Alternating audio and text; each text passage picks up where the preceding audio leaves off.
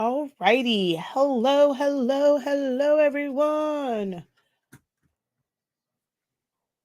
All right, let's wait for this to pop up. We're going to share this out. All right, so if you're watching coming in, you're watching the playback of this, so that's not dead air.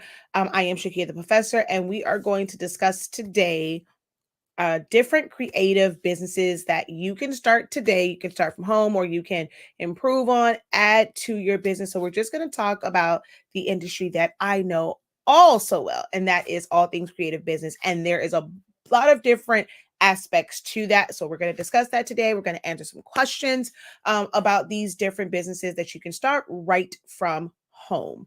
All right. So let's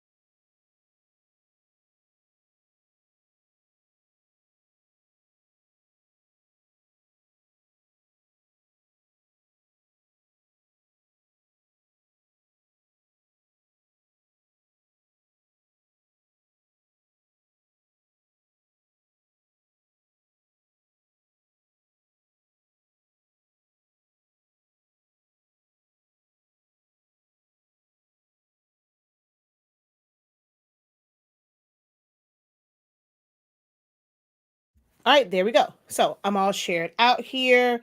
We're gonna go live. Oh, I meant to put starting a business from home over on TikTok, and I forgot to do that.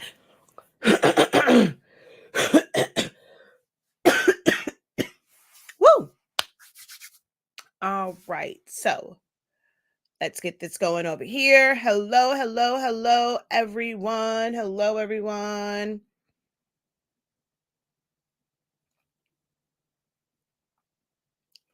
Make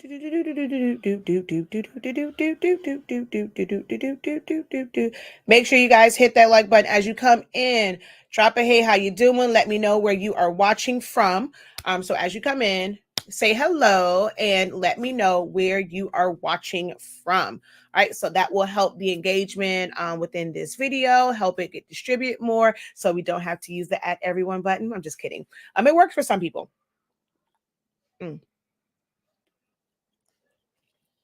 Let me not, and it was about to go down my throat, this little piece of gum. All right, so once again, hello, hello, hello, everyone. I am Shakeya, the professor of HS Inc. 365 LLC. We are the parent company of Silhouettes Anonymous. That is where I have been teaching you Silhouette Studio for the past 7 years, and teaching you how you can use it for a multitude of hobbies or to start a side hustle or even grow it to a full-fledged business. And I say grow it to a full-fledged business because I am one that thoroughly believes that just because you're able to make something, and even if you make it well, somebody may ask you, hey, I like that. I would like to purchase that from you. That does not instantly make you a business owner. Say like, you can start a business from it. There's a lot of things to it. Once you have perfected your craft and you're ready to take on customer service and really understanding and take control of it and take ownership of it, you're ready to do your inventory. You're ready to, plan and set budgets and set goals. You don't have to have an LLC or, set up everything as far as like your articles and things like that to get started. You can be self-employed and still be legal, because what makes you legal is just making sure that you take care of everything you need to do within your city, your state, your municipality, if they require you to have certain things in place. And then also just making sure that you pay your taxes. Like that's like the most important thing to make sure that you don't get in trouble from all the money that will exchange hands, is making sure that you're taking care of taxes. But you can make money to a certain extent before you go into doing all of the major prep work. You also don't necessarily have to have a website to start your business. And that's something that you can grow and scale too. There are pros and cons to having a website. So I don't believe that having a website is for everyone. And we'll probably talk about that.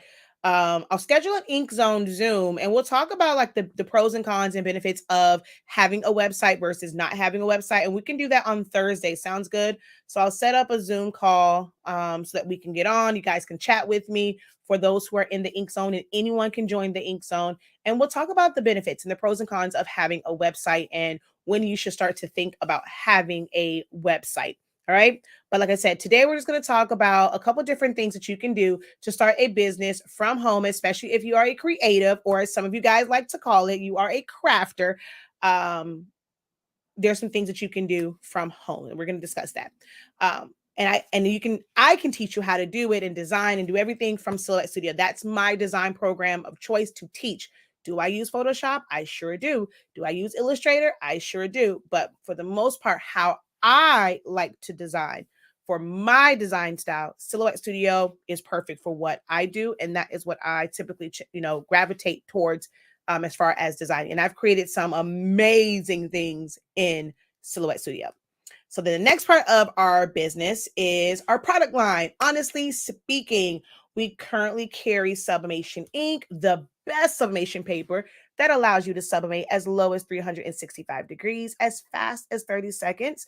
For most applications, you save on ink. You don't have to use premium matte. You get amazing, amazing colors just using the plain paper setting. Look at that. This was not done with premium. And like on TikTok, it's showing up even better.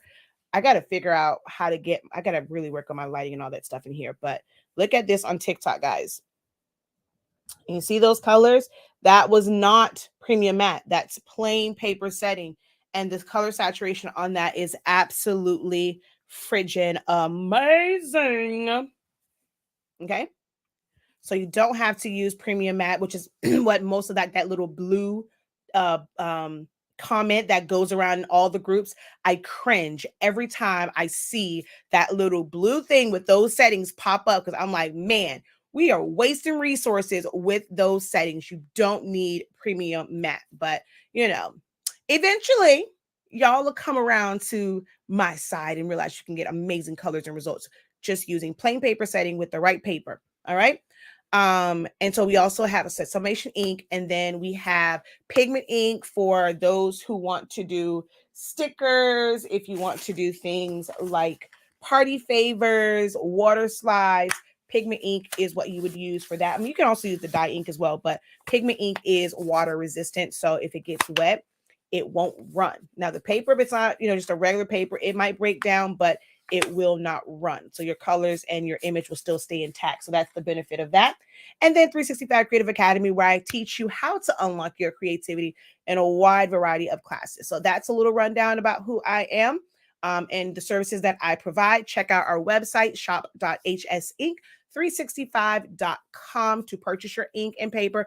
For the quality, we have the best prices. You can't beat it for the quality of our products and the size. This is 100. All of our bottles are 140 milliliters. And look at that color. Y'all see that color? That's black child. It ain't brown in the bottle. So it can do nothing but produce amazing colors. All right. So hello to you guys over on TikTok. Drop where you're watching from.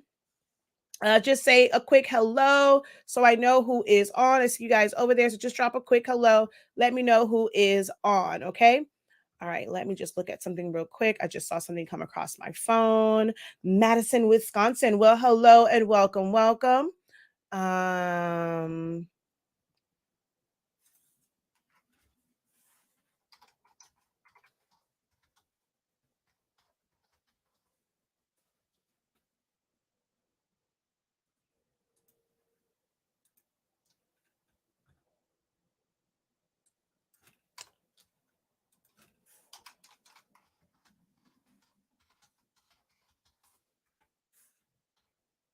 Okay.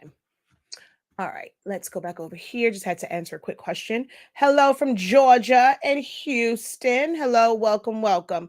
All right, let's see who all is over here. Hello, hello. Incredible evening, incredible evening. I'm going to listen while I design. Okay. Hello, incredible evening, incredible evening. Hello from Cali. Hello, Miss D. How are you? From Canada, from Ohio. Hello, Delaware. Hello, hello. Thank you, Chanel. Louisiana. Hey, baby. Chicago, GA, Birmingham. Hola. Another one from New Orleans. That's that Nola, baby. That's how Gucci always says it. Savannah, Georgia, from Tampa. Another one from Birmingham. Hey, just say. Hey, just say. This subject is definitely for me because I want to move in this direction. Well, what do you mean? You do, if y'all don't know Miss Johnson. Um, so you know some of the things that you can do because you're already doing embroidery. So that's something that you don't have to go, and people always say add all these different oh, wait a minute. Pause. Back it up. Miss Johnson. Is this for me or these for the kids? Because these all had a Zorla in them. Is this for me or these for my children? I was like, oh, hey, I figured it was from my 1 year anniversary. So you put $1 in there. So I was like, is it for me or was it for them kids of mine? But I was like, ooh, looky. I got it a year later, but I noticed it was $1 in there. But you do a great embroidery stuff, and people will tell you to add all these things. And I mean, there's things that you can do, and you can definitely make money in embroidery. And there's ways to scale up with that. I've seen people go from a single needle to a multi needle to a multi head, and then you're growing in machines to just grow, and they're doing is embroidery and never adding really anything else. Some people will kind of lead you to believe that you have to add all of these different things to be successful, and that's not true. Creating additional streams may be you start off where you were only doing shirts with embroidery. Now you've added on doing hats. You've added on putting doing like birth stat animals and things like that, and you're putting it on the ears. If you haven't watched, I'm pretty sure if you're doing embroidery, most of my people probably have come across Alexis Galloway from So Sweet Academy. She shows so many different things. I mean, she's put them on little baskets and stuff. So that is how you truly create additional streams of income, not going from embroidery and then start doing sublimation and start doing eco solvent and start doing DTF. You figure out what else you can make with your embroidery machine, and that is additional streams of income. Okay, people have it twisted in what they teach people about what it means to add to scale up and add to your business. Louisiana, another person in Louisiana. Again, didn't expect to see you live again so soon. Hey, I told y'all I'll probably come right back. My session actually ended a little bit early, so I said, you know what? Let's just go live for a little bit. Hey, best friend, watching from Indiana on Facebook, Delaware. Incredible evening. Hello, hello, hello, hello. Hot in the Bay today. Been sick for 3 weeks today. I am up and printing. It feels good. Yay! Awesome. Glad you are feeling better. I was always told don't give a person a wallet without putting some money in it. Okay, I receive it, honey. All right. So someone over here says embroidery is lucrative. It's been around a long time. Your grandma's grandma likes embroidery. Exactly.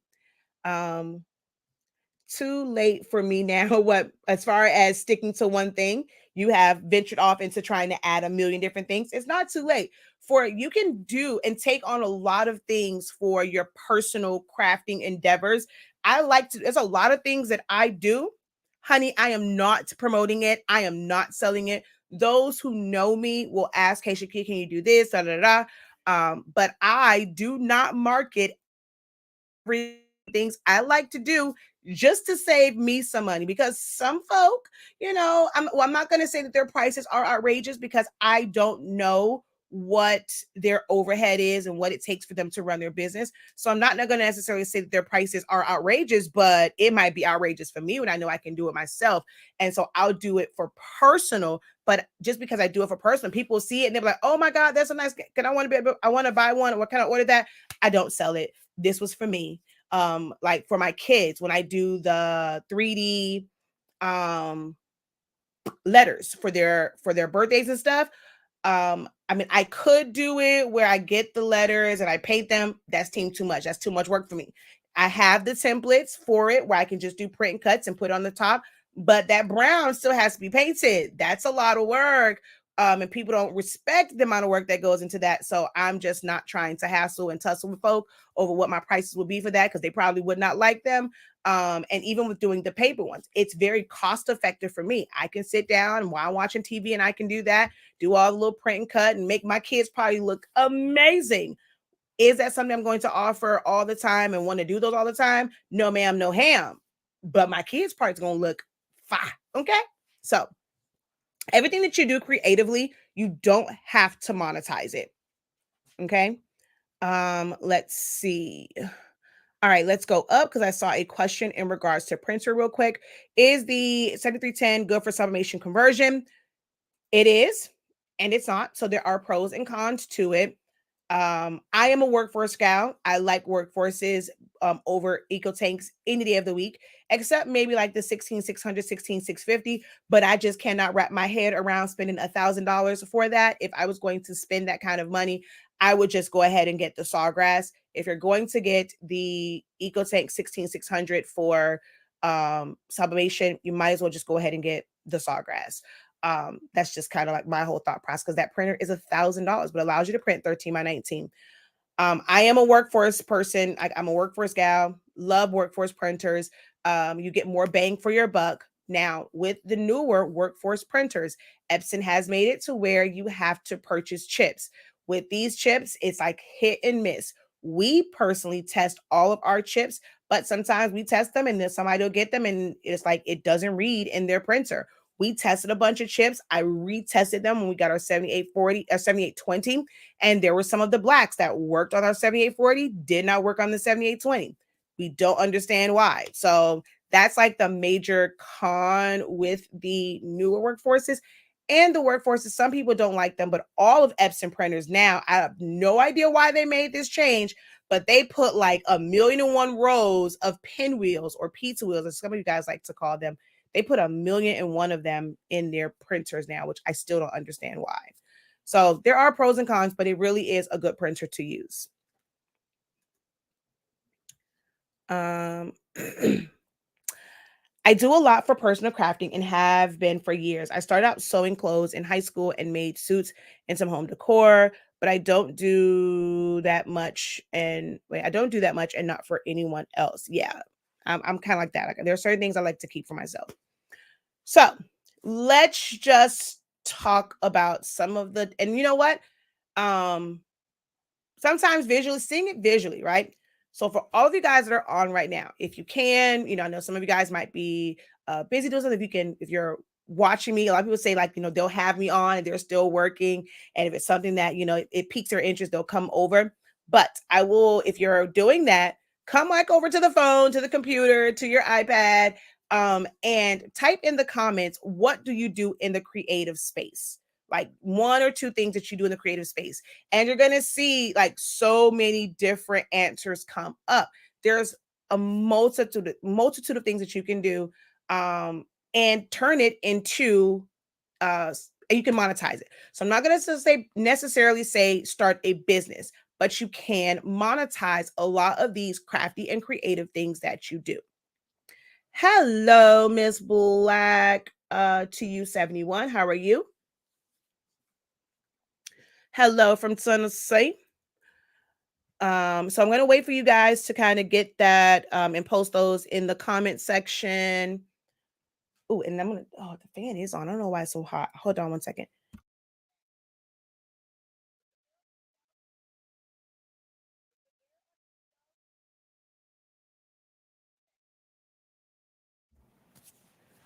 tumblers. Oh, this is Kim. Okay, hello, Kim. So over here, tumblers. So when you say tumblers, so let me show you how this works, right? Multiple streams of income. She says she does tumblers.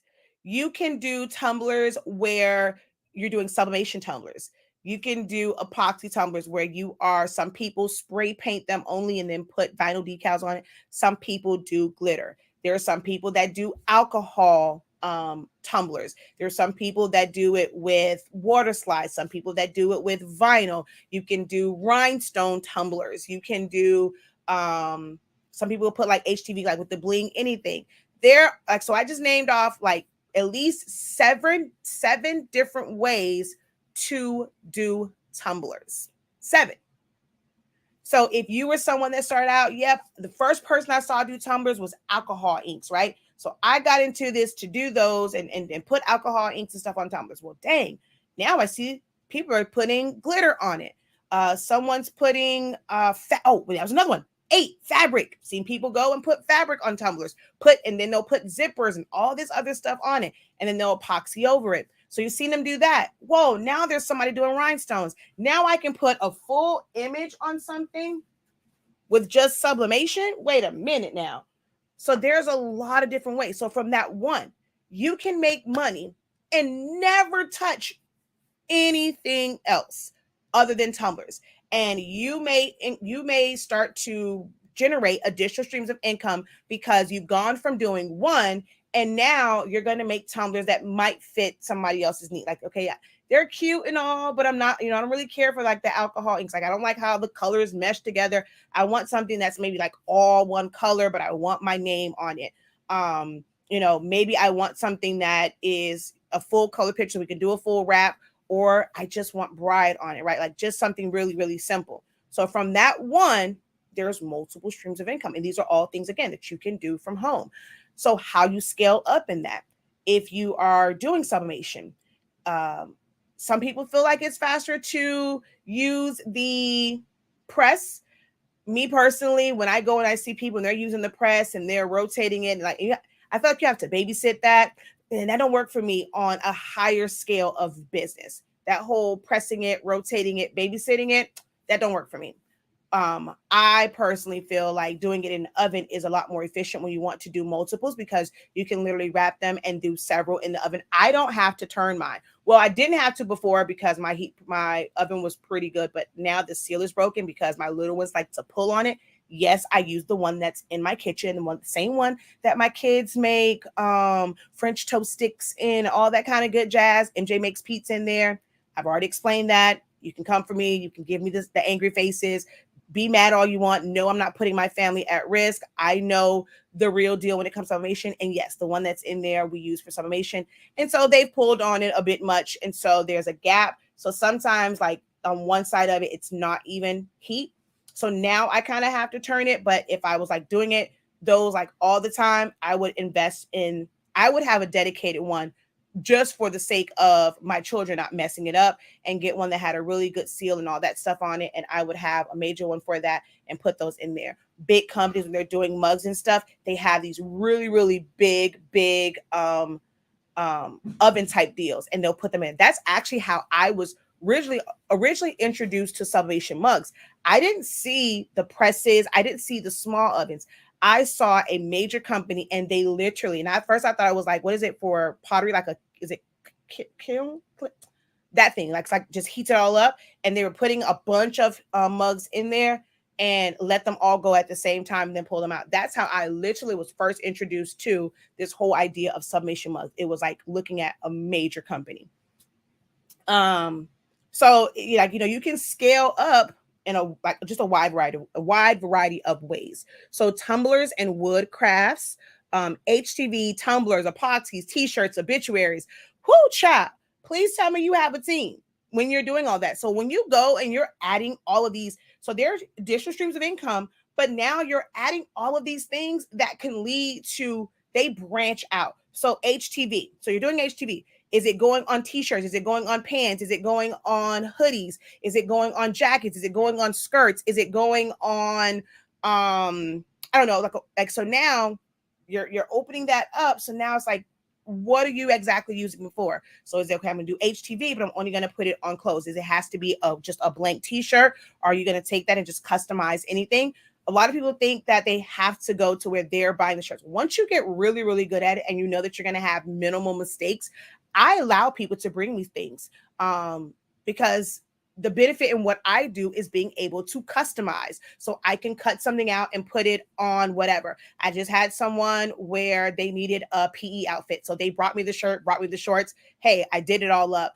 I have seniors that are bringing me skirts. So do I want to go and get a whole bunch of tennis skirts and may not be able to sell them? No. Bring me your skirt. I give the, disclaimer and all these different things, but with those, I try to be very, very careful. Now, we'll say that I did mess up on the sleeve of her jacket. The 23 was backwards, but I'm equipped and I know how to fix it. So I used my VLR, took it off, made it a little bit bigger, put it on there. Never knew that there was an issue. So if we're all human, but you have to learn the things that you have to use in order to correct some of these mistakes. And if you have those things in place, you'll feel more confident with allowing people to bring things to you. Walmart is full of apparel that can be customized and personalized. I have people all the time go, especially when it comes to little girl stuff. They'll get something and they want their name on it. They'll get like a little jean jacket. They want it decorated for like birthdays and stuff. So I allow people to bring stuff to me all the time. It's so interesting when I hear people say, nope, I don't allow people to bring me shirts. Okay, well, you keep leaving money on the table. And then to me, I see that as, you must not be too confident in your ability. See, I'm very confident in my ability. And when they bring me stuff, I tend to double check, triple check, and make sure. Now, the one like can be kind of tricky, like your heat press can betray you sometimes. So that one you want to be very careful. But a lot of times, like with vinyl and all that stuff, like I'm going to be able to see that before I press it. So I'm not worried about that messing up. I learned most of this watching you. Woo, okay, I have some help. Perfect. Because the more things you add, it just takes you to 1,000 different directions, right? So then she said, t-shirts. Okay, are we doing summation t-shirts? Are we doing Jet Pro 3G? Are we doing DTF? Are we doing white tone? Are we doing eco solvent? So all of these things now become separate streams of income. Obituaries is one to where, man, doing all that other stuff and then doing that. If that is something that's kind of like, okay, it's kind of a side thing for me every once in a while. But if you're someone where someone knows, like people know you and to come to you whenever there is a death and you're having to do these every single week, the turnaround time on it is really, really, really, really quick. For a lot of people, by the time they go and gather all their pictures, gather all this information, you really only have a few days before they have to be printed out before the service. Because most times it takes place within like a week or two of when the person passes. So you have to really, if you're going to do that, like often, you really, really have to have a system in place, have really good templates, maybe have you a few go-to fonts already in place, a few go-to images so that you can have a fast turnaround on those, because people can get kind of not so nice. And I understand like they're mourning but you need a certain, like you have to be able to talk to them in a certain way because they're in a very vulnerable and sensitive state. So you can't like rush too much. It's like, yeah, you're on the timeline. Like I need these pictures so I can do X, Y, and Z, but you kind of have to handle with kid gloves because they are still, they just had a loss. So that is one where I do them, but I don't advertise them. People who know me come to me. That way I'm not overwhelmed by them. All right. So let's see. What all do we have over here? We have, oh, come on. More of you guys, like with all of you guys that are watching, more of you guys could have answered this question. All right. So so that people can see what are things that you can do from home. More of you guys could definitely answer this question. Want you guys to go ahead and comment. What is it that you do in the creative space? All right, so she says machine embroidery, paper crafting, t-shirts, and crochet. Event decorating, balloon garlands, and event programs. Love it, love it. Sublimation, heat transfer, HTV on shirts. She says everything. That unless you have a entire building and you have a full-on staff, everything is not good. And I'm going to be perfectly honest in that. Saying that you do everything as a business, especially if it's you, if it's only one other person, you are setting yourself up, I'm not going to say for failure, but to be very stressed out, and you're putting a lot on yourself because your mind literally has to shift for a lot of these different projects. And when you're the one that has to keep all of that together and organize, and even if you're very, very organized, you write stuff down, having to purchase for this, purchase for that, you end up with, okay, well, I had to, if you're a business mind, it's like, okay, I have this, well, I want to order more so that because it's going to be more cost effective, but what if you never use it again? So business wise, smart, like making smart business moves, it's not a good thing to do everything unless you have a proper step. And that's just, my personal and professional opinion on that, and just going from experience in trying to do way too many things as a business and under the full umbrella of my business. Like I said, it's great to kind of do some things, but under the umbrella of monetizing it, I don't try to do everything.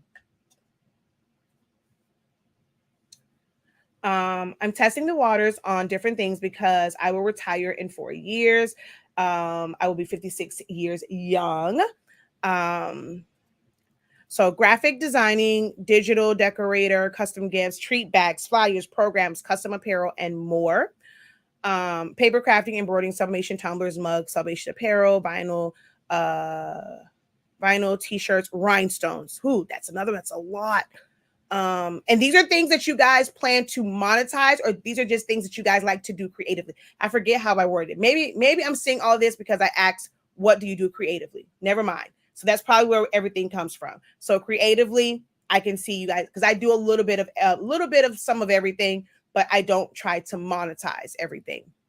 Hello from Midway, Florida. Hello, my fellow Floridian. Stained glass. Ooh, I would love to see that. Sewing, tumblers, signs, crochet, and knitting. T-shirts, tooth fairy pillows. Ooh, like that. Coffee mugs, memorial lanterns, memorial ornaments, sublimation, tumblers, sometimes. I agree on the oven. Do you have set prices for when customers bring their own items to customize, or do you work out the prices each time? I have a pricing calculator that I use. So depending on what it is that they are wanting and how the design is set up, and me knowing the dimensions of it, I plug that in. It's going to tell me how much vinyl I need, or how much, like with sublimation, how that kind of works out to press that, if it is like a large order of things. Like I do press on demand for several companies who have like clothing lines, and I'm the one that actually does their production. So depending on if I'm using transfer, so there is a formula for that. It's not always set, because if it's multiple colors, if it's something that's if I'm doing vinyl, it's very, very detailed. All of those things play into how it is priced. But pretty much it's a different price every single time, because I just plug it into my pricing calculator. I'm, for stuff like that, I'm not going to charge something that's this big the same as something that is much, much, much, much larger.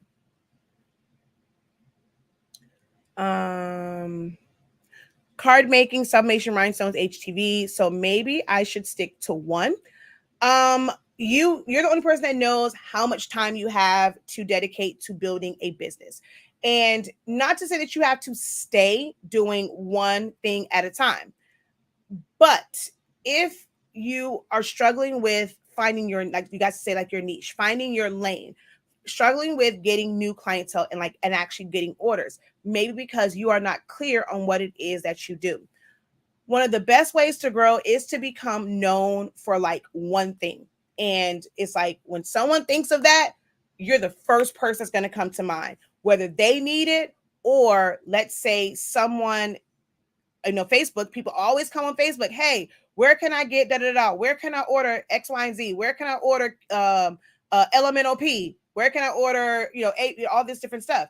And you're going to have people that's either going to tag you, because they're going to immediately think of you. But if you haven't put it out there, what it is that you do, how can anyone tag you or recommend you? So when you're known for something, like in particular, like people are going to come to you. Let's say, who can I say? Like, oh God, I'm trying to think of like an example of because I mean you have all these burger places, but when I think of like flame broiled, like I want something that's like almost like off the grill, like a real grill, I'm gonna go to Burger King. When I want that barbecue type feel like burger, I'm gonna go to Burger King. Like so their whole thing is like they really emphasize the flame broiled. Like that's their thing. So there's different ways to like market. You can do a lot of stuff, but a lot of the times if you like brand around a certain thing, it helps you become more memorable. Event decor, centerpieces, sublimation tumblers, flyers, event planning, balloon, glint, and event planner. Uh, like to do it creatively. All right, let's see over here. I'm definitely trying to set myself up for retirement. I started out with welcome boards and wreaths, then moved over to sublimation and HTV. You know what's crazy to me, right? People will say, I'm not sure what your like your actual plan is. I would like to set myself up retirement and doing creative stuff, right? Retirement is retirement. You know, we're not working our fingers to the bone every single day. So for me, when I say when I'm ready for retirement, I don't want to have to do the regular hustle and bustle, even if it's for myself. I would like to be in a position at that point to where I'm running a business. I am the owner of a business and I can teach and train my people to be able to do. And they know, like my customers will know they're going to get the same quality, even though it may not be me doing it. My employees, my staff, my supervisors, my managers, my regional manager, my this, that, and the other, they're going to run this. And I can retire from being so hands-on, but still be the owner of a business. Um, I don't foresee retirement where I'm going to leave. If I was still working, I'm going to leave a job and I'm going to go right back into full on working because, contrary to popular belief, other than like dealing with like your employees, I mean, dealing with coworkers, dealing with supervisors, dealing with a set schedule where if you get sick, like, dang it, you got to show up, or, you know, you're afraid, you know, it's the fear of getting written up and having a warning and an occurrence and all of this. So you kind of eliminate some of those stresses. But then there's so much more because, you know, if you're on a job that's customer service and you're not quite the big boss, you can always say, okay, I got time for this. Okay, I'm going to transfer to my supervisor. And you can pass the buck to someone else. But when you're the business owner and you have to go and you have to deal with all these personalities coming at you, I mean, that is one of the hardest parts of this. And people don't talk about it enough. When you are the face of your business, we're the one that people communicate. There is no buffer. You know, the owner and like the CEO or the head of like their um the executive board and all that, like, I mean, even the executive assistant to the owner, the CEO, the CFO of, let's say, I mean, hell, even McDonald's. Well, you know what, let me talk to Epson, the owner of that ain't talking to y'all. Y'all talking to some folk that don't pay minimum wage on the phone, customer service, who are reading from a script. If they can't get it, guess what? Okay, I'm going to go and transfer you to the supervisor or the team lead or whatever. If they can't, okay, it might go to escalations. Baby, you are never going to get to the top of the top of the top. If I work in advertising, I don't have to worry about the people over here who complaining about their stuff, worrying about retail. So in a business like that, it's certain people, they're just not, I don't have to deal with the everyday stuff, but I'm in a as a CEO, like it might be my business. As the owner, it is my business, but I don't have to deal with the everyday hustle and bustle of it. So when I think of retirement, I think of the fact that I want to be set up to where I know this so well that I can easily train others. I understand business. I understand about profit and loss. I understand about human resources. I understand about setting my business up properly so that I can have staff. I can have a business that I am not physically doing everything, because it is so hard to be the everything of a business, from customer service to the design department to the person that produces it. Then you have to pack it up, then you have to ship it, you have to deal with marketing, figure out best way to market. You gotta, you know, everyone's telling you post on every single social media platform. Do you guys know that's a job in of itself? Like, trying to figure out these reels and shorts and stories and this, that, and the third. And then it's like you have to record it. But if it's to music and you got that sound from TikTok, then you got to go and take it to something else so you can cover up the TikTok logo so you can put it on Instagram so that you don't have to like so you can repurpose content. This is why I don't do all that. I like Facebook and YouTube. I ain't got all them issues. I can go and I can stream to both. They're on their platform separately.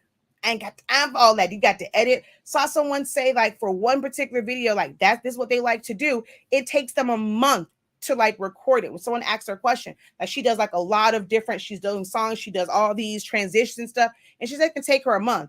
Excusez-moi, a month to go and do all of that. No, ma'am, no ham. I just like to watch it. I cannot. It becomes a whole job. Editing. I gave up editing a long time ago. Look, y'all gonna get the real me, nice, raw, unedited. That's why I'm addicted to live videos. Whatever the mess up is, it's on here. It was live TV. Do not edit it down. I'm not about to go back in and do extra work and edit it down, because either that's going to be more work on me or I'm going to have to pay somebody to edit it down. Nope, not adding that overhead to my business. Not going to do it. So all that social media stuff and posting to TikTok, Instagram, Facebook, YouTube, Twitter, Snapchat, YouChat, Me Chat, Who Chat. Too much work. I ain't got time for it. And my business is still successful because of the methods that I do use. I try to maximize on those ways to bring awareness to my business. So let's see. People know me for my t-shirts, tooth fairy pillows, memorial lanterns, ornaments, especially for the ornaments during Christmas. Perfect. When filling out applications, for example, a loan or a bank account, what category do you consider your business? For example, are you in manufacturing, retail, public service? It would be technically more so like retail, because that's really what you're doing. You're selling to consumers. Later, Jesse. Everything I do, which is a lot, I do for me. I retired from doing a business. I'm retired, and doing a business is work. Exactly.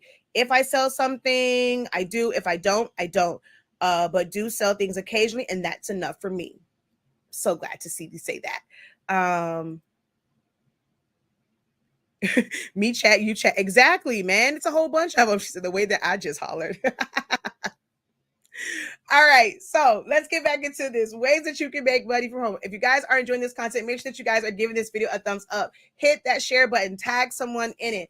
As y'all know, I'm always going to bring you amazing and great information. So share with others. Don't be stingy with this information, and hit that share button, tag someone in this video. Help Facebook notes and YouTube note that, hey, this information we want to hear. We want others to hear, and go ahead and push out our girl Shakeya. All right. So other ways that you guys can make money and like start businesses or monetize things at home. So of course, my first love, I originally got into this to where I wanted to be an event planner and decorator. I was one where I never wanted to do weddings. Like, and this is a thing where I'm saying like, it's okay to like not do certain things and just say no. I wanted to do things that allowed me to be a little bit more free and like it was fun. Those who wanted really, really elegant events, I happily said no. People love my style. Y'all know that I think so outside of the box. I'm always going to bring my A game. It's always going to be something that's different. But I had no desire to do the big florals. I had no desire to do all this stuff with glass and crystal and all these unnecessary charger plates, and that wasn't the area that I wanted to focus on. I wanted to do more so like kid parties, baby showers, bridal showers, things where and like bridal showers that were not stuffy. Like I could never do anything that's going to be super, super stuffy. Because that just wasn't my style. Like I like to be very, very playful with it. I was DIY by a professional, was like kind of like my tagline back when I was doing things like that. I wanted my business to be where I know that I can create amazing things. Those who may not have a lot of disposable income, how can you still have something memorable, especially for those with children, those with multiple children, wanting them to still feel like they have a special day. A lot of times they get invited to parties where there's like these big setups and all.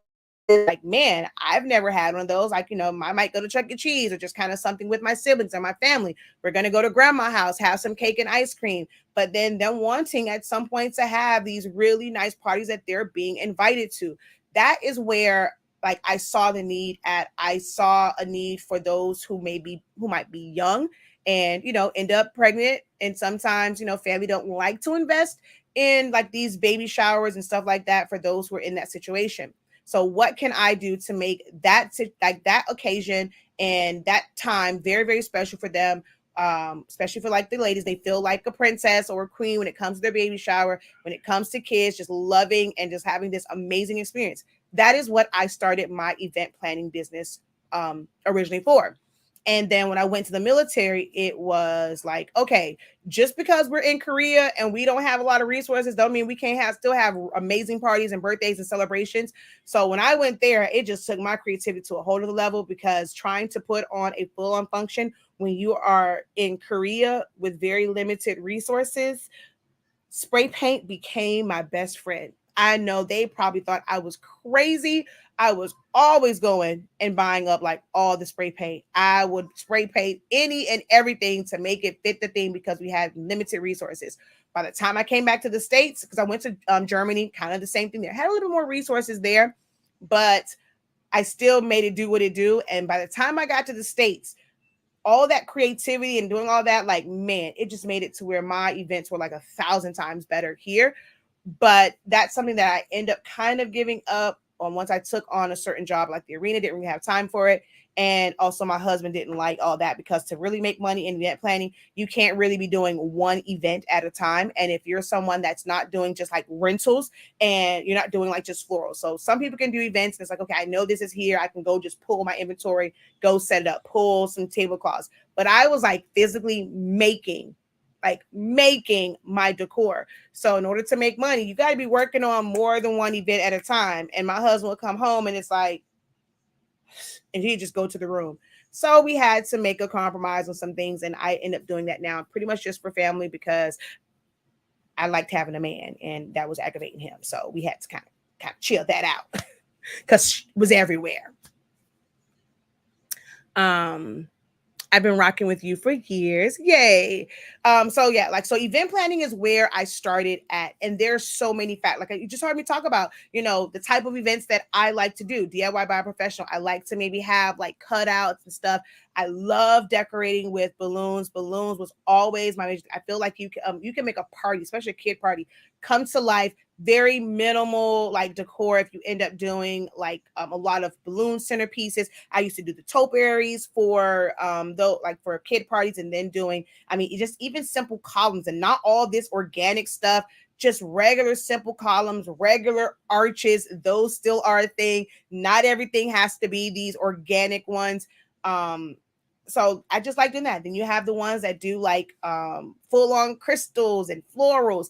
The thing when I first started, one of the bigger ones, like these candy tables that you're just going to get all of these like glass jars and put all this unnecessary candy in there that you're never going to use. And then your clients get all upset because you're going to like, oh, well, this candy table is going to cost you $500, $600, $700 just for some candy. Yeah, because you want these big jars, you need to fill them. And then I started to teach people how to make it look like it's full, but it really isn't, because you do certain things to take up space. I'm a science and a math nerd, so I had to go and figure that thing out. I used to do things like putting toilet paper, or like if it's like a skinny cylinder, putting buffers in there so that the candy was just to the outside. I would put things in the bottom of it, of course, food safe, make sure it was clean, putting gloves on, put things in the bottom to where you'll see it around it. You kind of build it up and then it's not so much stuff in there. So when I did do them, I didn't really care to do them a lot, but I would also teach others how to do that and how to save, because to see all that candy just go to waste, things like that, you really cannot like save to the next one, because people have touched on it, breathed on it. So you can't go and save that from this one and then take it to like, okay, well, I still had too many M&Ms left. Let me save that for this next party. That's just nasty.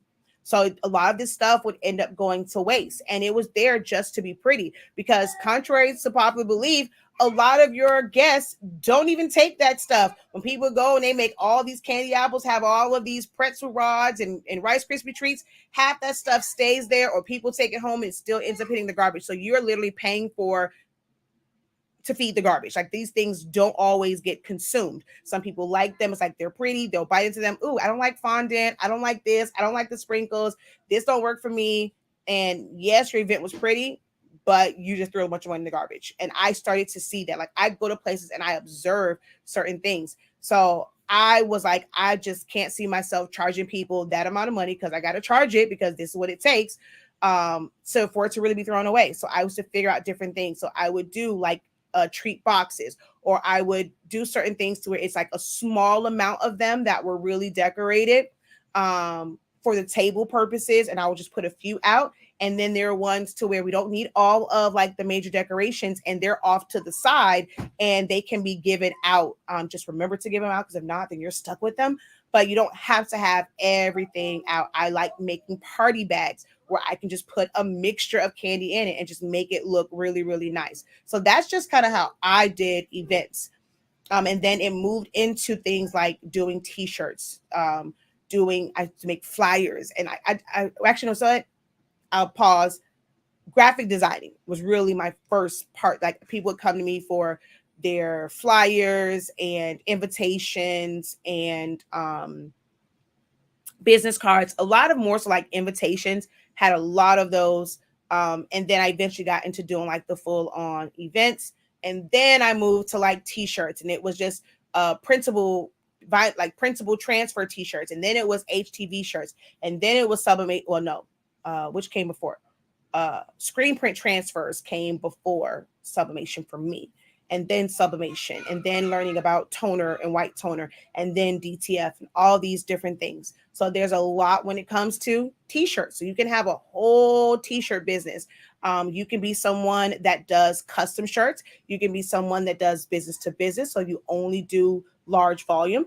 I have a lot of people now. All right, I did the one-offs and stuff like that. Now if you're not putting in an order of at least 10 or more shirts, so you're coming to me because you're going to have a big gathering. Oh, you're going to have a whole family trip. Y'all going to Disney World. Y'all going to Cancun.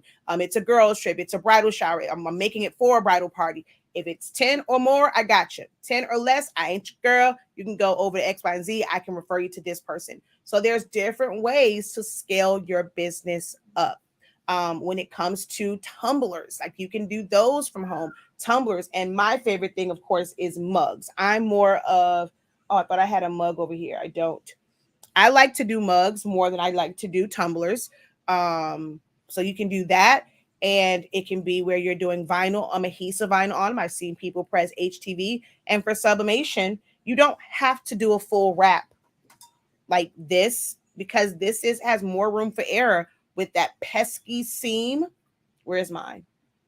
With that pesky seam, or the tops and bottoms messing up. So you also have this style, which is of course a full wrap. You're not gonna find the seam on this because the way that it is made, but it's on the strap. Or you can do things where it's just a name on it, or just because the entire thing can be sublimated doesn't mean that you need to actually sublimate the entire one. I what I like about those is I used to do a lot of things for brides and like their wedding parties, and having to cut out vinyl and put it on there. And if they want like a really thin, intricate font with vinyl, it would move around. Like they wash it, like it's really thin, it's not enough to grip. Well, with sublimation, I can use the really nice fancy ones, and I'm not putting anything else on this tumbler other than a name, a bride, like it says bride or someone's name, maid of honor. That's it. Same way I was doing before, but now this is a more efficient way of doing it. I can do it a lot faster. It's not going to move. So that's another thing. Like, okay, an additional stream of income. You make items strictly for wedding parties, right? And you were doing it in a method that was just vital. Now, sometimes you want certain colors and you want a certain pop, or if it's something shimmery or foil and all those things, yes, you need to use the proper ones. But another stream of income is, all right, now I'm going to do those same things. I'm not moving outside my niche. I'm not going into birthday parties, and I'm still sticking to bridal things. And I've gone from just doing vinyl on tumblers to where, and maybe I was only using one color. Now I can do more colors for you. I found a vendor. I'm going to get them at a great price. So instead of just doing white, I now know business. I now know how to order. I now know how to market. I'm okay with buying a case of black tumblers, a case of rose gold, a case of red tumblers, because these are popular ones, and I have them ready to go because that is my business. There's a proper way to scale up when you want to get into business. Very big difference between monetizing your crafts and just turning your passion into a profit, because that's just monetizing it. But when you're in business, you make smart business moves like being able to buy in bulk so that you profit more. You can charge the same price, but you're profiting more when you're getting your supplies for less. So those are like, little things like that. Ways to just scale up. Okay. Okay.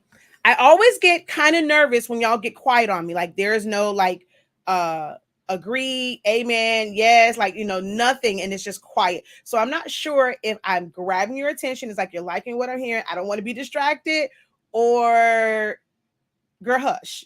I don't know. It gets kind of weird when y'all get quiet on me. So just to kind of reset here for those who are just jumping on.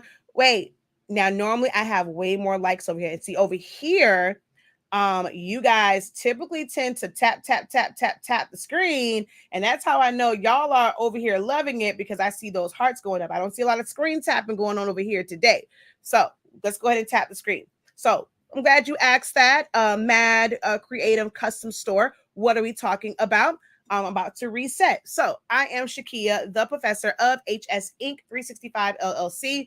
We are the parent company of Silaholics Anonymous, which is your ultimate source to teach you how to design and create these amazing things that we're talking about in Silhouette Studio. This entire design was put together in Silhouette Studio. So this wasn't necessarily a file that I purchased. I mean, even down to the sketch part of the Mickey ears, all of this was done and put together in Silhouette Studio through tracing, text to path, some line tool work here, changing of the colors. So there was a lot that went into like making this custom. All right. So I did all of it in Silhouette Studio. So I teach you guys how to design in that program. Been doing it for 7 years. We have you can get free content over on our YouTube channel, Silaholics Anonymous, or you can enroll in my classes and kind of have it all in like one nice little package in each class. Take classes that you need and focus on that particular subject at hand. And then we have the most amazing sublimation paper and ink on the market. Our paper allows you to sublimate as low as 365 degrees, as fast as 30 seconds. And it's at a great value. Although prices are going to go up slightly come October 1st. So make sure that you guys are getting your purchases in now, because prices will change October 1st on the website. You guys should be doing the same thing. After on your regular job, 6 months to a year, you're expecting a raise. So you cannot operate your business where you have the same prices from 20 years ago, 10 years ago, 5 years ago, even 2 years ago. The cost of living has changed. There has been, some inflation. So you cannot still operate your business, especially when you have things at higher prices. If you're someone that does treats and cakes and bakes, the price of eggs and milk changes almost every single day. So you cannot have a set price like all the time and never adjust. So our prices will change October 1st. Okay. So then we also have 365 Creative Academy, where I teach you a wide variety of things to help you unlock your creativity and how to start, grow, and scale your business. All right. Or just your creative entrepreneur endeavors. And what we're talking about today is different ways that you can start a business, a creative business from home. There are a lot of businesses that anyone can start from home, but how to start a business based off of your creative side, your crafty side, all the different things that you can, or some of the things that you can start. And I'm really focusing on the ones that I can help you with. So although we talked about embroidery, I know embroidery. I love to watch embroidery videos. I love watching Alexis. Alexis always says, you are going to know embroidery inside out when you get ready to do. I say, girl, I am never going to do embroidery. I just like to watch it. I like to watch you do it. I don't plan to do any embroidery. So, but I like to know all things about it, because when people ask me like for a comparison, I like to be able to give them knowledgeable information. So I train myself on those things and becoming aware and research on them, but I have no desire to do embroidery. But I definitely can tell you how you're going to scale up from one to the other. I definitely can do that. So we're just talking about a bunch of different ways that you can start businesses from home. All right. So feel free to jump in and join in on the conversation. So let's see what they said. I'm listening closely, just taking notes, taking it all in because definitely makes sense. Listening very hard, just taking it all in and all. It's just taking in all the wisdom as usual. It's because I'm taking it all in and listening. Don't come over here.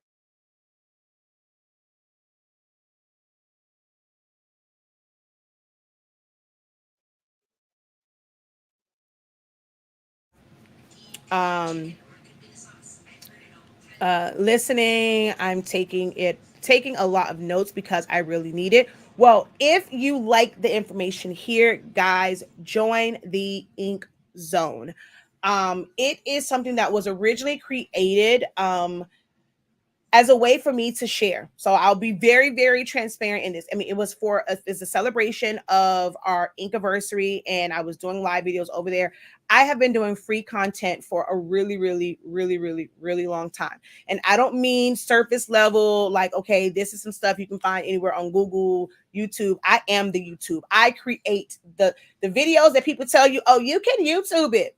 I am that person. I create quality tutorials or created quality tutorials and demos. Um, but some people did say, Shakeya, you give a lot of information for free, and some things, people they're paying to get less from others, kind of make folks pay for some of this stuff.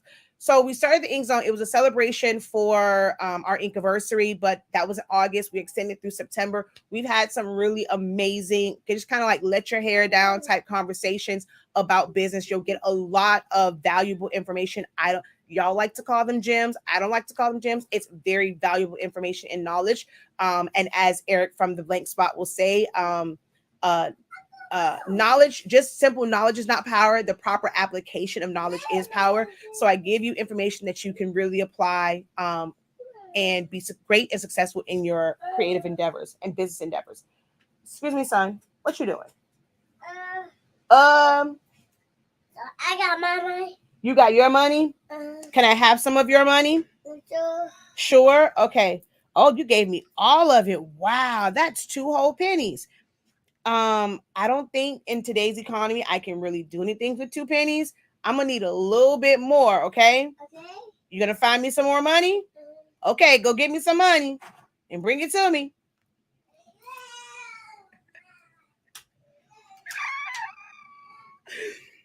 Oh God. I'm listening, just crocheting a poncho. Ooh, interesting.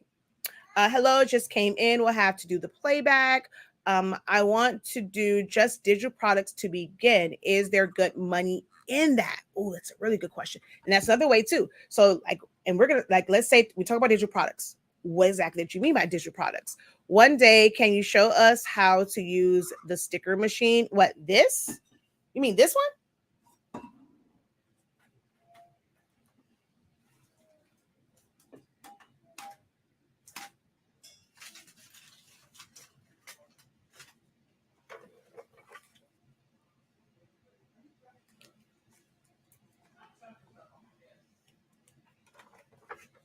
You're going to take it? You're going to put it in there like that? You're going to make sure that this is not in the way. So you want to make sure that it's going to catch it. It tells you which way to put it in. You just, oh, wait a minute. Got to catch it. Hold on. All right, hold on. Got to make sure that it catches. Oh, wait. Oh, wait. Why are you not catching? Are you bunching up in there on me? Yes. Oh, wait. Duh. It's not all the way out. Hold on. How did you end up not being, I got to pull it through. Hold on. It has to go between the pinch rollers. There we go. So this part wasn't coming through the back, so it wasn't going through when I was rolling it. So you put it in there like that, and hey, pick up, go. There we go. So she's gonna go through. Image side goes up so that the adhesive goes on the back.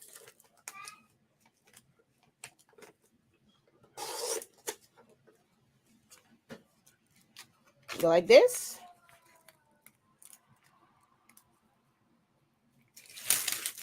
all the extra adhesive where there was nothing on it is stuck to this. So this becomes quite sticky. There's now nothing here because this was right here. It picks up the adhesive. And I now have a sticker. That's it.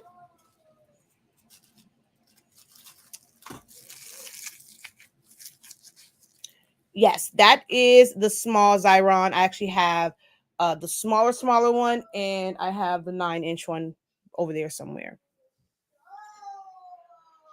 I have one, love it most of the time. Let's see. Can I go and watch playback on the Zoom that you did in the Ink Zone that I missed because I got in the day before? Yes, you can. So they're all streamed to the group.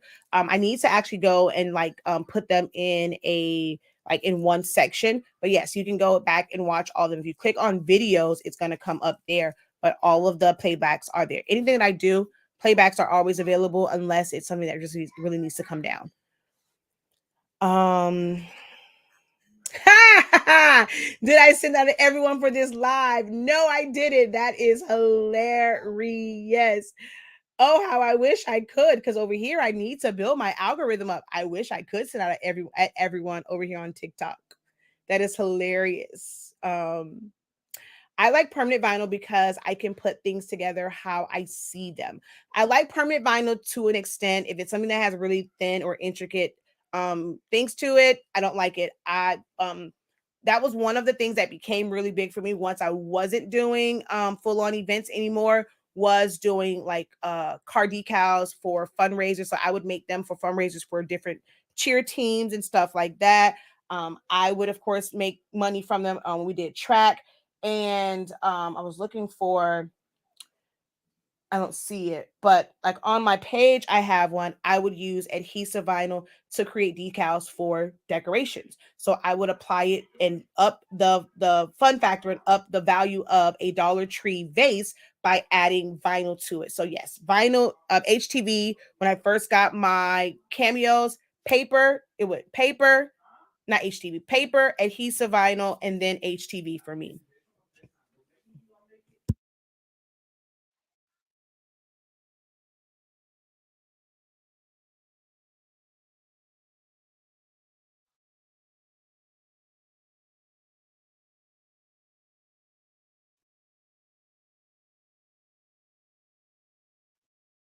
So TikTok, I delete this one. So when my husband fusses at my child, I have to go back and talk. I don't care because they no, there is no recording of it, but I had to mute it for the folk over there on Facebook and YouTube in order for me to keep this video up.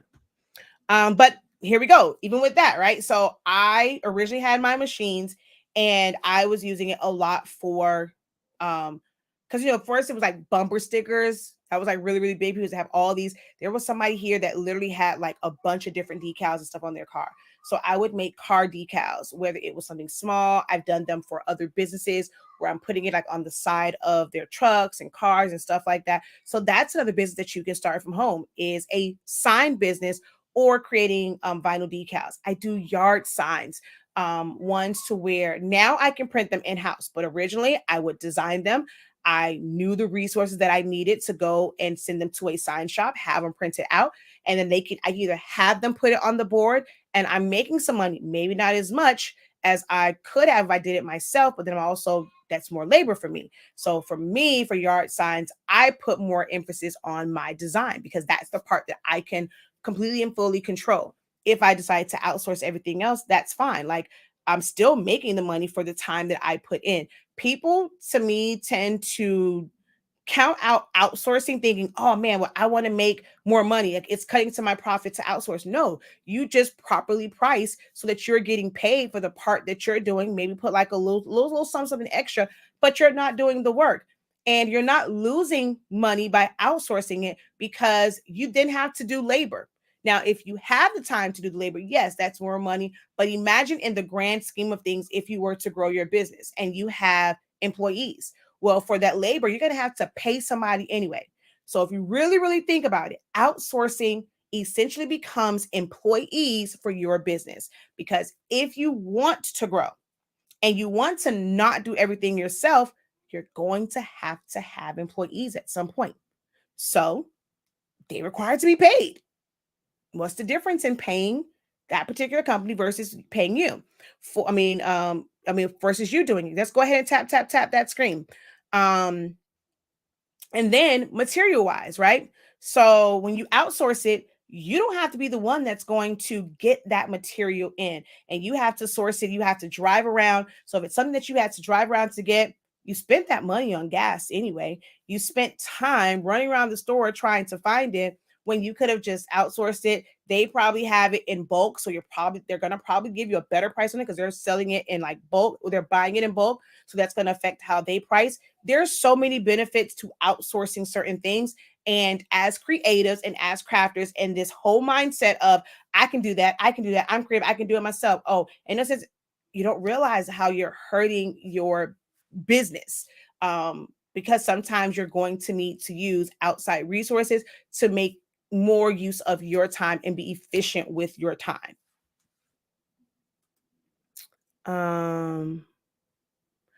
I am retired, and I like to make a different things. Sometimes I may take an order for shirts. I mainly love learning new things, vinyl, and my favorite is sublimation. I have that one set for years because I forgot about it until now. So do you make the image in Cameo, then put it in that machine? Yeah. So you do a regular print and cut, and then you'll put it there to make a sticker. So that's like if you're going to put it on paper or something like that and not sticker paper. I mean, if you have sticker paper, you can simply just cut it out. If you're going to cut from like, let's say pattern paper, colored glitter, cardstock, things like that, you can simply cut it. You don't have to do a full-on image like I did for here, because if I really wanted to do this, and if I wanted for paper for things like where is that I don't know where it's at, the topper that I had. So if you want to make it for things like that, make out of paper, you can put it through there and makes it sticky, or you can simply go and put it to sticker paper. So just depends on how you plan to use it. Have you ever printed any car decals with your Roland? I sure have. Um, I've been scared to do them with mine for cheer because I do not have a laminate machine. Depending on the ink and stuff, the you're using and like the vinyl that you're using, you don't have to laminate. You don't have to laminate everything. So I've done some and I've put them on cars. I've ordered ones from like when I first started ordering fully printed ones, I ordered them from Stahl's Transfer Express. There's no laminate on it. So that's a very big misconception, that you have to laminate decals. Do you know a good outsource for those retractable signs? Meaning like you just want to have them done and like and printed up. I'm in Florida, and well, in Miami specifically, and we have a lot of print shops here. So I'm not sure if you're trying to just get them in bulk, or just someone that you can go to have them like just one at a time done for you. I just choose a sign shop here. I have a couple of them that I work with as far as sign shops, because I don't want to have those in bulk. So I'm not looking for like this amazing deal to have, you know, the ones where I can print it and I can put them on there. So if you're with someone like Damon from Custom Print Life, I think it's something like that, like he actually prints them out. So he's gonna have to find somewhere in a good source to actually buy like the bases and all that stuff so that he can put his banners in it. But for me, I just look for a print shop. Just one for your own business, or if someone requests it, look for local print shops. That's a lot of times going to be the best way to do it, because you won't have to pay for shipping, because with that, we're talking about a long, like the mechanism to hold it is long and it can be heavy. So what you want to do is try to find a local print shop that can print that out for you, and you can easily pick up. I have Oracle and Calendar vinyl. So like those are not really, I mean, you can print on them, but you want to get like actual printed media, and preferably one that has like UV protection on it, and you don't really have to do the laminate. Now, if I ever do my metallic ink, I have to try and put a laminate over if it's something that's gonna like really get like bumped and all that stuff. You want more so UV. Car decals, people aren't going and scratching at it, they're not touching it and all that stuff to where it's going to like wear down. Even if like rain hits and stuff, it's not going to affect that too much. But if you're using that metallic ink, then yeah, you want to put it over it. I got the laminate more so because I like to do helmet decals. So for that, there's a lot of contact, there's a lot of hitting of that. So you want to protect it so it doesn't get scratched up. But just for everyday things, no. It's no different than the one that we put on our boxes. That's the same thing. And those don't get scratched up like that. All right. But decals is one, t-shirts, hoodies, just any type of apparel. You can be someone that specializes in just kid stuff. Like you never have to do adults. I make all types of shirts, all types of birthday shirts, but for my inventory, for my sanity, I only want to purchase between 0 and 3 months to maybe 4T, 5T. I'm not doing a youth extra small. I'm not doing that. This is the size that I stop at. I mean, you can be someone to where you're known for, we make amazing outfits for first birthdays. That's it. I mean, I thank you for the interest, but I choose not to do anything for second birthdays. People have kids all the time, and there's like 1,000, thousands of first birthdays all the time. So if you're someone, I want to go and be the one that's known as the first birthday lady, where it's an outfit, a full on outfit. If it's a shirt and a tutu, oh, thank you. A shirt, a tutu, something like that, and that's all you do.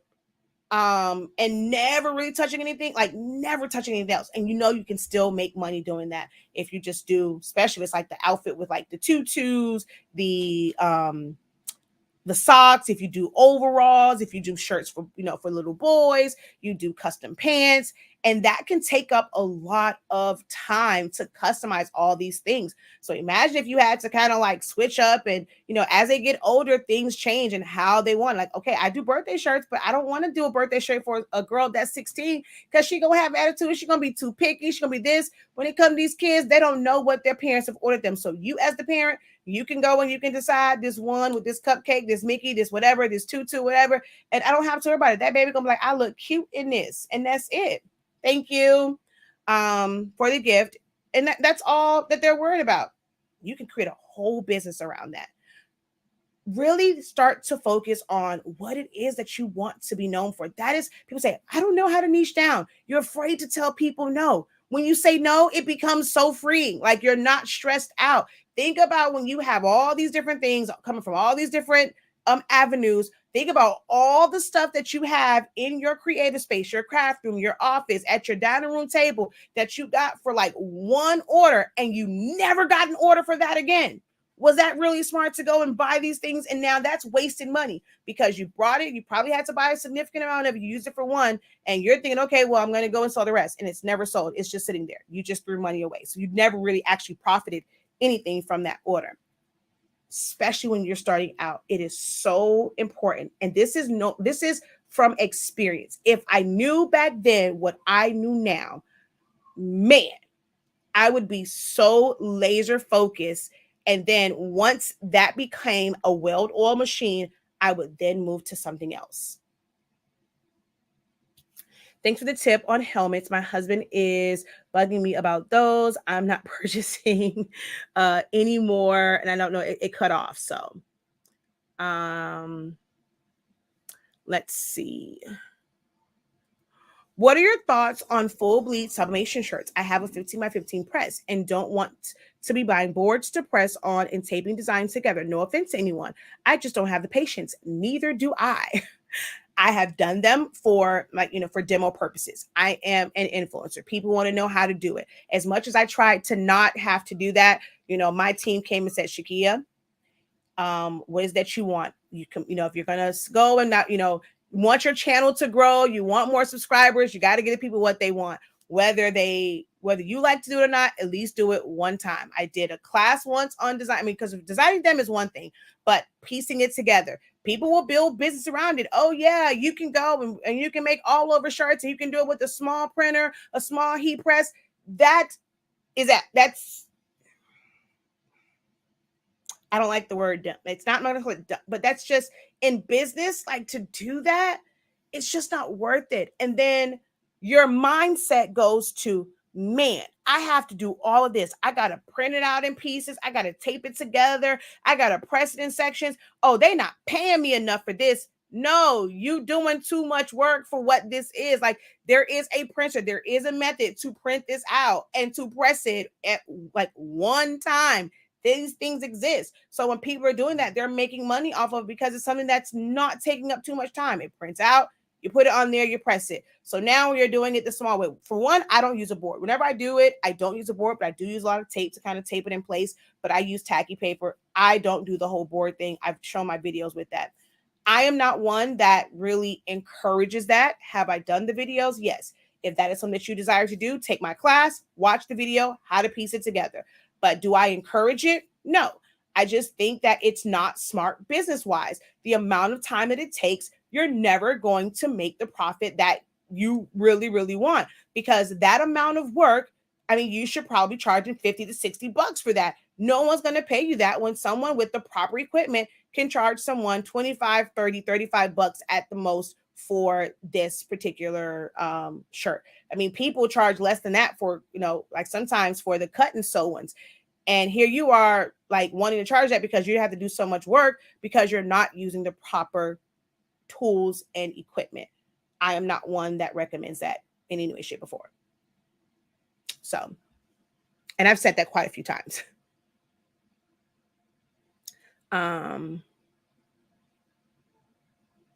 Oh, she says, follow me. She's giving good information. Thank you for that. Yeah, it's a lot of work to do it that way. Yeah, I like to do it. My niece needed a shirt. My son needed a shirt for school. I did it that way. And even then I sat there and complained the whole time on the live video. But for certain things, like I have to do a blanket. It's not something I do all the time. If I was doing blankets like all the time, then it would be okay, honey, we need to invest and get a bigger space so I can get a bigger printer, bigger heat press so I can do this. But like I have a blanket to do and it's going to be 3 long prints. One of the things that I will say is I'm definitely not doing that piecing 6 pages together type deal. Once I found out about rolls, Epson printers can print 47 inches long. I'm going to go and cut that roll to 47 inches or whatever the length is. And I'm going to do like 2 or 3 pieces together. I'm not about to do that 30,000 sheets of paper type deal and can't help you with that. Not my cup of tea. But I do like to do oversized things. I've done several blankets and those are not as bad because it's really large prints and I just have to do it. And then it's like for a blanket, it's just laying it down. I don't have to worry about stretching something out to get the seams and stuff. So I do actually enjoy doing blankets, towels, things that are just flat. But shirts, nah, not gonna happen, Captain. Let's see. Yep, when she does another video, I will get my shirt. I just looked at that shirt too, and I was like, I never do the backside of this for AJ. I literally just looked at that shirt maybe like a week ago. It's in the garage. Oh wow, that is so funny. Do you have a video showing your process for your blankets? I sure do. I've done that video a couple of times. I have one that was in my exclusive group, but I did the one with the koala on it. I did that live. I just got to the point where I don't think I showed me taping it together. Of course, I did not show designing and splitting it up. It was already done, printed, and I just showed the pressing process. So that is on Honesty Speaking's YouTube channel. But as far as like designing it, splitting it, all that, you can somewhat get an idea of how I do that because the same exact method from the video that I did for the all over shirts last year and just printing it out, taping them together, you put it down and you press it. So, and for me, for my blankets, I don't do it with my heat press. I do it with my easy press. I put it down on a big table or on the floor on a board, and I do it with my easy press in sections. Takes forever, can be murderous on your back, but to me, it's better than trying to do it on the heat press because I don't have the room to like really move this big thing. And like if it hangs, I like to keep it flat and I like to press it in sections. But here we go. Blankets. Someone said digital files, right? That is something that can be. So she asks, is there money? And I'm not sure if you're still here. I know I kind of just now getting back to that, but digital files. It can be if you really focus on it and you work on getting that audience. And especially depending on how you price it. and if you are a great designer. So in order to be able to make money doing digital content and digital downloads, let's just say from the create, like from within what I pretty much do. So if you're talking about SVGs and files for other people to use, they have to be pretty, good. And, you make more money when you make stuff that stands out. You know how many people let me tell y'all something. I had imposter syndrome when it came to this design. I'm still not like 100% there because this is when I say this is so outside of my norm for things to be very, very like busy and there's a lot going on. But the glitter kind of softened it, and I was afraid to really put it on the shirt for the boys, like mainly for Even, because of course he doesn't want glitter, but it actually looked amazing and people were complimenting it. So when I posted, I was like, y'all, give me your honest thoughts. I thought I was going to get ripped to shreds. And I was amazingly surprised at all of the positive feedback and stuff. And people asking me, well, are you going to sell that file? I want that file. And I'm just like, I was on the fence about it. Like, that's just me. But I like to think outside the box. Like, I really push the envelope with this because I typically don't create. And this was really like, this was one concept. I had this done for something else. I created this file. This template is on my website to where you can put any words in there. I've done this with birthday girl. I did one with my son, and it said birthday behavior, and it had a 10 on there. So I used this when he turned 10. He's 11 now. I used it the year before that. So this is an element that I created before. So I will, when you're looking for files and you're going to purchase them and you're wanting to sell, try to sell files that people can use over and over and over again. So I've been using this part right here, in which, hold on, let me go to share screen because it actually happens to be up on my screen.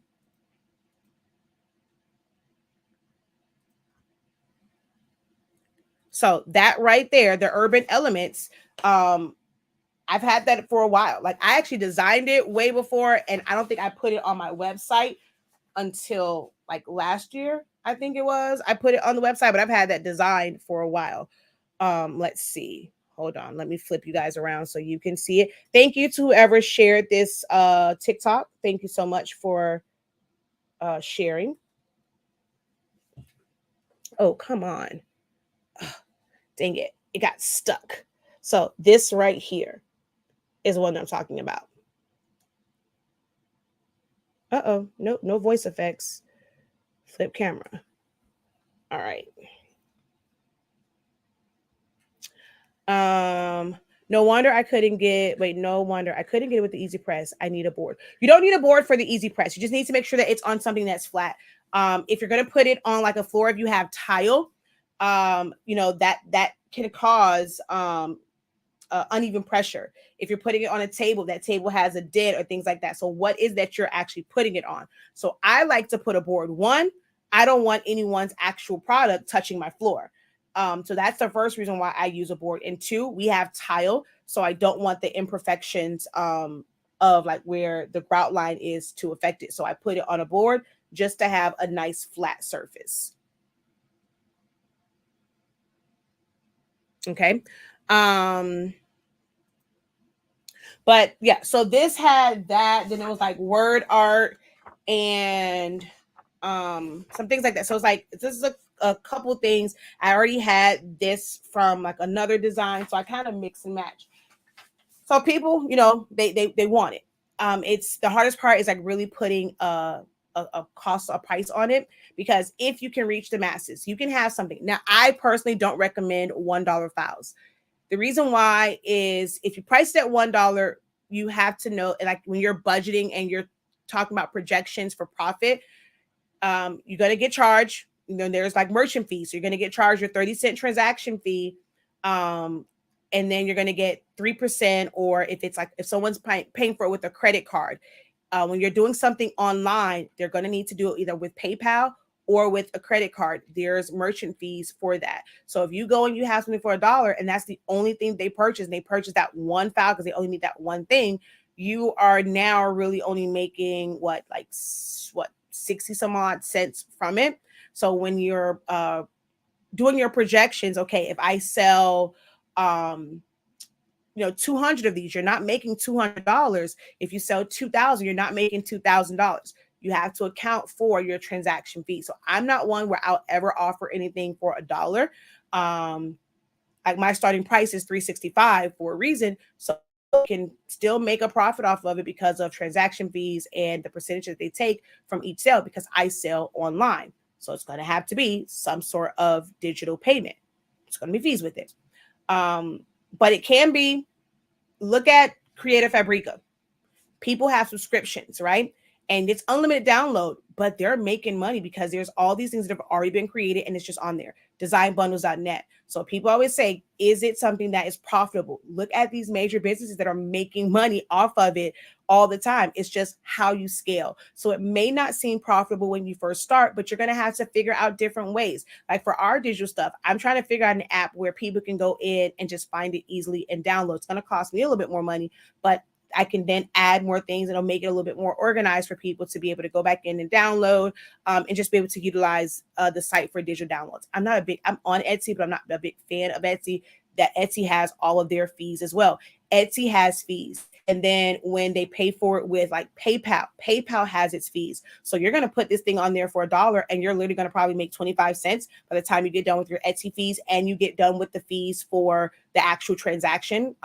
That's a lot to, go on there. I never understand when people have $1 digital files on Etsy because there's too many people to pay. And that means you did all this work for 25 cents. Not worth it if you're not selling a lot of them. Okay. But yeah, digital files is definitely lucrative. And there's like the SVG side. You can create digital files such as cookbooks, children's books that can be digital downloads. One of the big things right now is KDP, which is through like Amazon. So like with the whole Kindle and direct publishing and stuff. So we don't have to go through publishers now. I mean, people will go and create planners and different things and you're submitting it and they're going to do the production for you. Are you going to make a boatload of money? No, but they're doing all the work. You don't have to worry about publishing and printing it out and using your cinch machine and doing all that. Yes, that can be fulfilling. If you're a crafter, you like to do it. But if you have a big volume, like you can't, use craft things to run a major business. So, that's something that's growing with that. You can do children's books. You can do, I'm about to hurt some people's feelings right now, but it's okay because it's my platform. If you decide to do a book, a guide of sorts, and you want it to be digital, the content itself and the guide itself is a guide. It is not the format in which it is being sold is an ebook. But don't put ebook on your title, because if you ever wanted to actually print that out, I think that is the craziest thing ever, to print something out and it say ebook. At that point, it's no longer an ebook. It's a paperback or it's a hardback. But here's a little advice. If you want to do digital downloads, just call it what it is. There's no reason to call it the HS Inc. Guide to Common Sense ebook. It's just going to be the HS Inc. Guide to Common Sense. And it is available in paperback or ebook format, digital format. Don't put ebook on y'all dang on cookbooks. This is a, because I love my girl Tabitha Brown. This is a vegan cookbook ebook. What? It's a vegan cookbook that's available in ebook format and digital format? Yes. So don't do that. Don't do that. Okay. All right. We're good. Y'all understand me? You feel me? All right.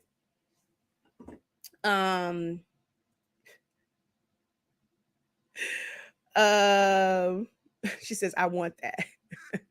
Oh, where can you get that exact file? So here's the other thing with me, and my husband is working on me with it. I am someone who, because I teach, in my mind, I want to teach you how to do it, not just give you the file. And then at the same time, because I'm in groups, I will probably be annoyed to see my own design like 30,000 different places. And like, y'all know how y'all get when you see stuff, it's like, dang, is everybody doing this? But it's just that you're in a lot of groups and it's just like, it really isn't. Like, so to everybody else, that might be the first time they see it. But because you're in groups, you're like tired of seeing the same files. I never really want to have that feeling about my files. So I typically tend to not sell them and put them out right away. I also kind of have this thing where I like being exclusive, to where if someone if like that many people, if y'all like it, well then guess what, folks need to come to my website to purchase it.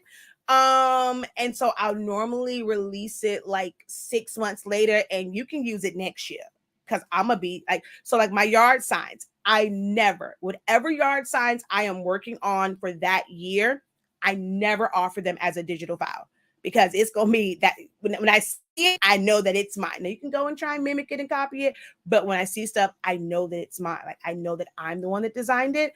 And then after the grad season, I'll release it so you can use it for the following year. Because guess what? I'm gonna come up with new designs. So that's kind of where I'm at. But I'm trying to figure out how I can do this, because it's so many schools. There's 101 HBCUs.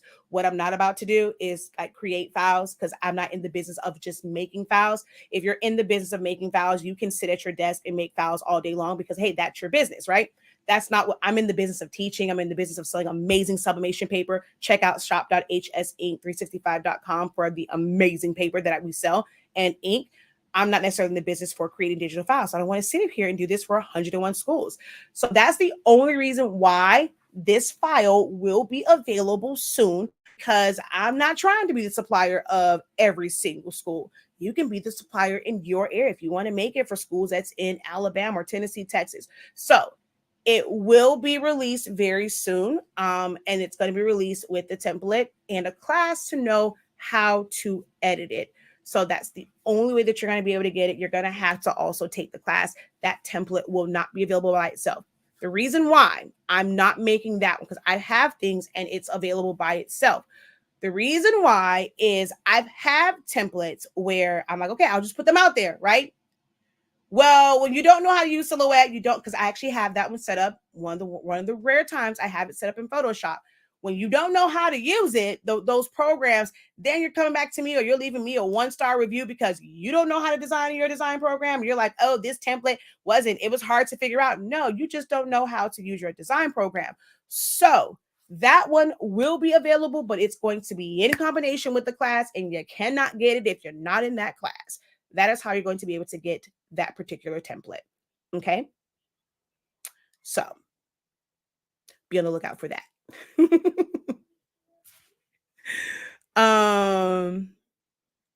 Thank you for answering my question about digital products. I'm going to now focus more on learning designing with this amazing lady, Shakeya The Professor. Girl, she the bomb. Yes.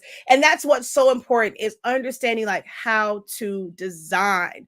That is so, so, so important. And then you can sell all the digital downloads, SVGs, PNGs that you want. Now, in a particular style, because there are ones that you're going to do, like when you see like the sublimation bundles, it's like the watercolors and certain things that takes a different type of design skills. But I definitely can teach you things that's gonna sell, because my files sell. Um, she says, I'm tired of seeing the file with the girl with the messy bun and the glasses on the t-shirt. You and me both. She says, my new bestie. So it says, my new bestie. I'm actually tired of seeing that one too. Whether it is the headband, the bow, the one with the 2 bows, the glasses. Yeah. And even if it's the one with the skeleton, I'm actually tired of seeing that one as well. All right. So we've been on for 8 minutes. It's close to bedtime, so I want to be able to go and read bedtime stories to the little ones. And my son made pizzas with garlic. We saw it on TikTok. That's one of those things that TikTok taught me or taught us, and I did it for them. So he wanted the Texas toast with pizza sauce and cheese and stuff. So you make a pizza on the garlic toast, and he made some, and they smell absolutely frigid amazing.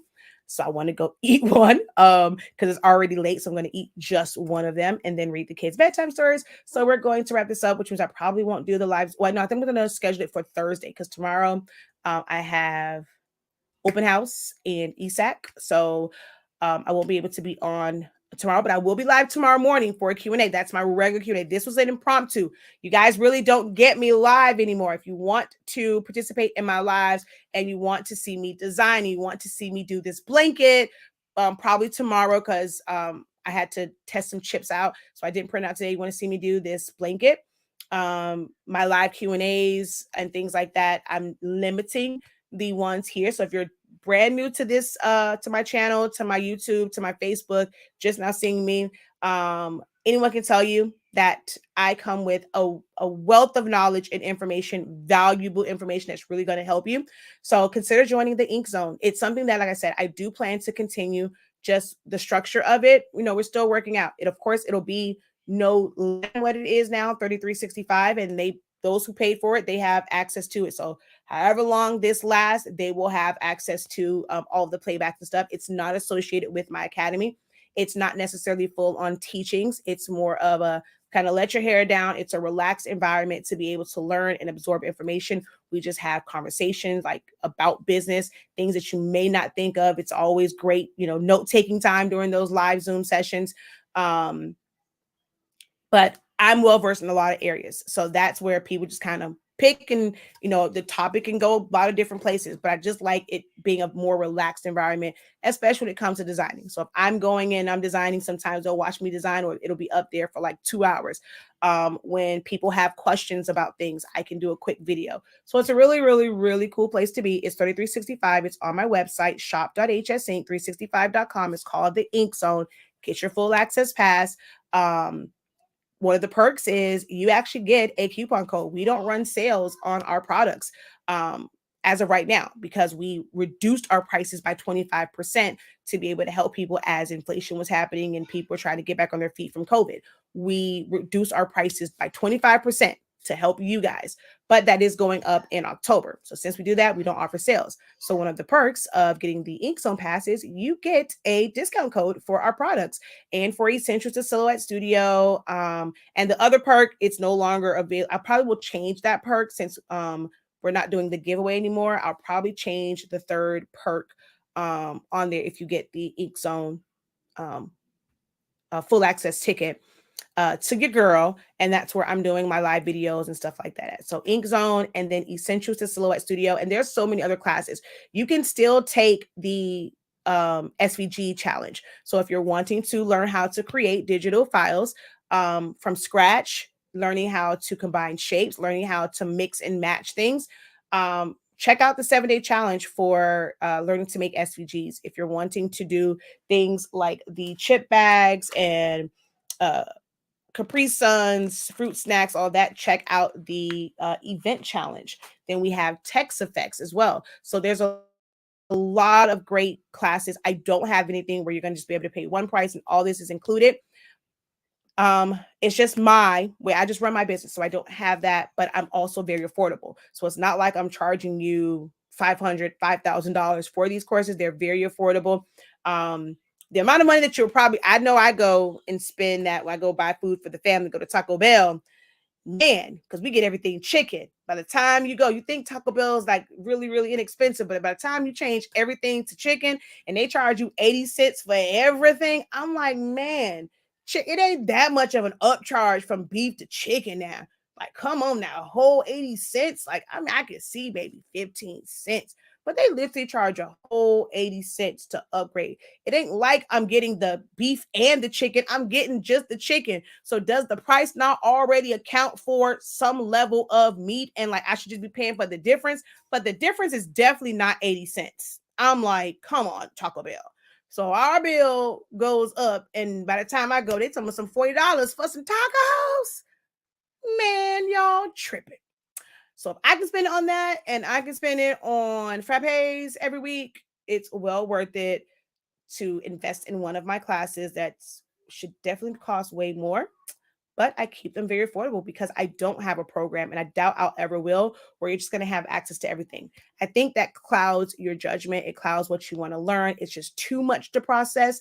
So when you make a decision to buy one of my classes, I know that you are going to actually watch the classes and you're going to learn it and apply it. When someone just gives you something that's just like a whole bunch of stuff all in one, you're not going to really watch all of that stuff and really take full advantage of the amount of money that you're paying to be in it. So that's just me.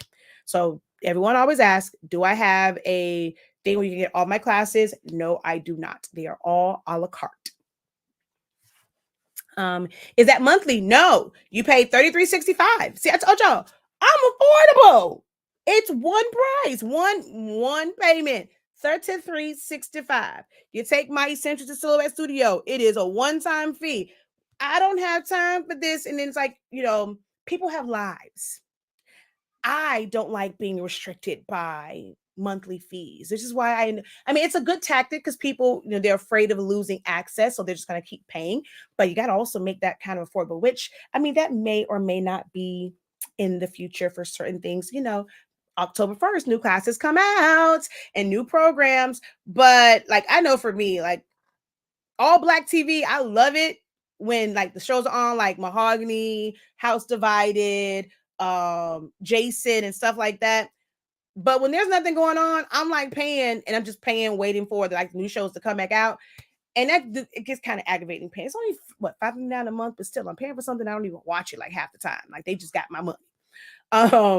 But I like, when I, other things, when I go, like I rent a movie, like just buy that one, I'm going to watch that one. So I'd rather do it that way. And I kind of think about how I am as a consumer, and I've applied that to business.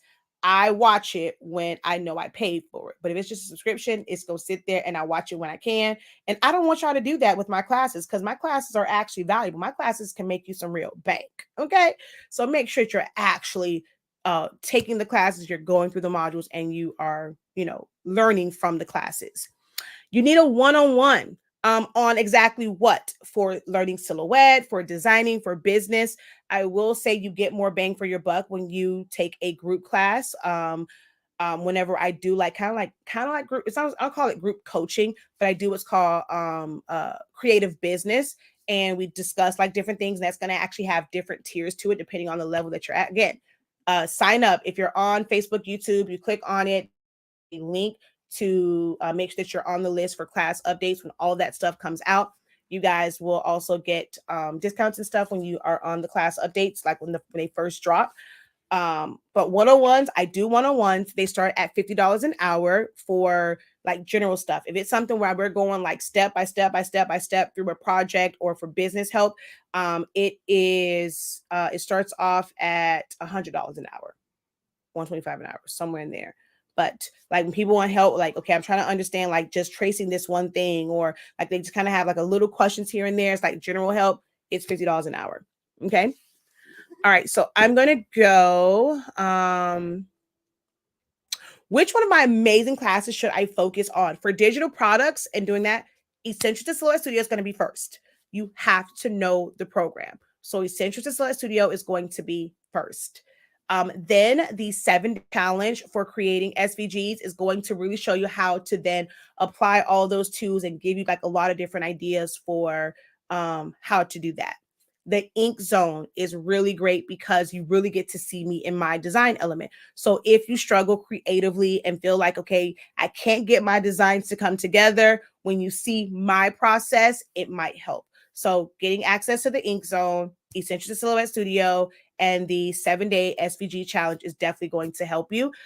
If you want to do digital files, like creating the base for like chip bags, water bottle labels, all they have to do is go in there and just change in the name. Then you may want to see how I designed that and take the event one.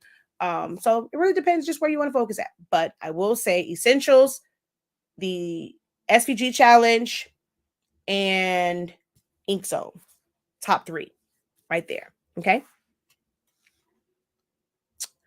How often are you on in the ink zone? It's several times a week, because I'll go on like just when I'm designing for Q&As. Our Zoom sessions are random. It's not something that has a set schedule. That's where I can literally go live. It's not, I don't plan it out.